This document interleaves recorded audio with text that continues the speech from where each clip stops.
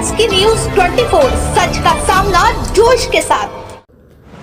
जनपद हापुड़ के सिंभावली के क्षेत्र के गांव दरियापुर में 24 अक्टूबर को हुई महिला की हत्या के मामले में पुलिस ने शुक्रवार को मामले का खुलासा कर दिया और आरोपी को गिरफ्तार कर लिया।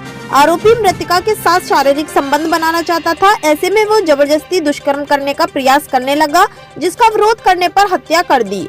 आरोपी ने पीड़ित महिला की गला दबाकर हत्या कर दी और मौके से फरार हो गया।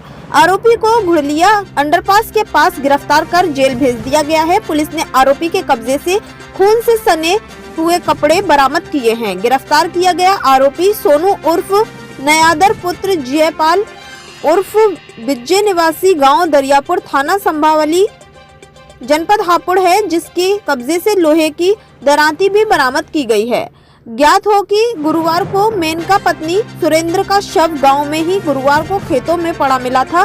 ग्रामीण की नजर जब मेनका के शव पर पड़ी तो उन्होंने पुलिस को इस मामले से अवगत कराया। सूचना पर पहुंची पुलिस ने सबको कब्जे में लेकर पोस्टमार्टम के लिए भेजा था और मामले की जांच शुरू कर दी। मेनका के पति सुरेंद्र का 2 वर्ष पहले ही निधन हो गया था, जो कि खेतों से घास काटकर अपने पशुओं का पालन कर बच्चों का लालन पालन करती थी। मेनका पर गांव के ही सोनू की गंदी नजर थी, जिसने महिला को अकेला पाकर मौके पर फायदा उठाने की कोशिश की और वह दोपहर करीब 12 बजे गाँव के खेतों में ले गया, जहां उसके साथ दुष्कर्म का प्रयास किया गया। इस दौरान मेनका ने विरोध किया और उसके हाथों पर काट लिया, साथ ही दरांती से हमला भी कर दिया। आरोपी को जेल भिजवाने की धमकी भी दी।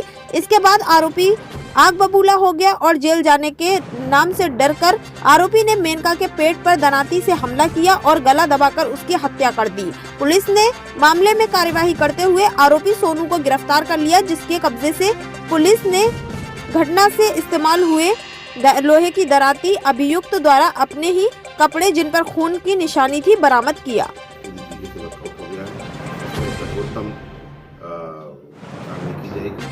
और विवेचना अच्छी विवेचना करके जघन्य अपराध में जो संलिप्त है व्यक्ति उस व्यक्ति की गतिविधियों को लगाने के लिए और लोगों को इसके बारे में जानकारियों की इस प्रकार से करना जो है समाज विरोधी, इस प्रकार से हम इसमें कार्रवाई करेंगे, अच्छी विवेचना कराएंगे और मुलजिम को जल्द से जल्द साक्ष्य के आधार पर उसके दुष्कर्म के बाद आपका मामला सामने आया। देखिए, इसके लिए हमने पोस्टमार्टम जो कराया है उसमें कुछ हमने प्रश्न पूछे थे, खासतौर से साथ ही साथ पोस्टमार्टम को हम लोगों ने वीडियोग्राफी के साथ और एक कैमरे के द्वारा करवाया है। कुछ शारीरिक द्रव्यों की स्लाइड्स बनाई गई हैं, उनका मिलान करके ये बात स्पष्ट हो पाएगी। जहाँ तक अभियुक्त का उसने स्वीकार किया है, इस बारे में उसने अफर्मेटिव वोट कर दिया है, तो ऐसा अभी तक के साथ हुआ था। बाकी पुष्टिकारक रूप से तो जब स्लाइड्स का मिलान हो जाएगा इस पूरी घटना में रीजन क्या रहा महिला के हत्या का? क्योंकि ये पहले भी जो है इस प्रकार के कृत्यों में संलिप्त रहा है। अभियुक्त गाँव में इस प्रकार की सूचना हमको मिली थी और पहले भी, लेकिन गाँव ने लोकलाज से या उस पर सामाजिक तौर पर सामने न आने के लिए इन चीज़ों को दबा दिया। गाँव में इस प्रकार की घटनाएं पहले भी इसमें करी हैं, इसमें सफल हुआ नहीं हुआ है, इस प्रकार की जानकारी उसके बारे में तो ये इस प्रकार से इसी फिराक में रहता था।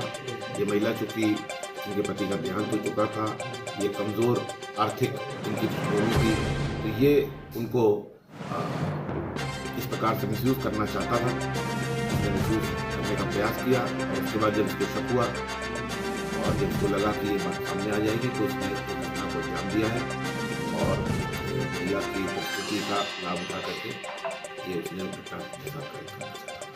सर हत्या सजा की हत्या है क्या सर? जी, सजा की हत्या है किसी